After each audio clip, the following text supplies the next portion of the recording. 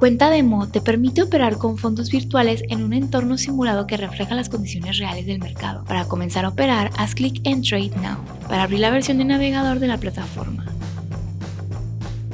Para cTrader, inicia sesión con tu dirección de correo electrónico junto con la contraseña que configuraste al crear la cuenta.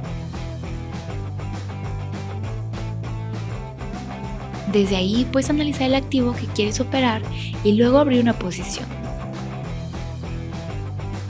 Recuerda que al ser una cuenta demo, solo estás operando con fondos virtuales y no hay dinero real en riesgo. Para agregar fondos virtuales a tu cuenta demo, haz clic en Add Fund y luego confirma el monto que deseas agregar. Para editar la configuración de tu cuenta demo, haz clic en el menú de 3 puntos. En la ventana de configuración de la cuenta, puedes cambiar el apodo de la cuenta demo y el nivel de apalancamiento. Si quieres cambiar el tipo de cuenta o la moneda, considera crear una nueva cuenta demo o contacta a nuestro soporte técnico por chat en vivo, correo electrónico o teléfono.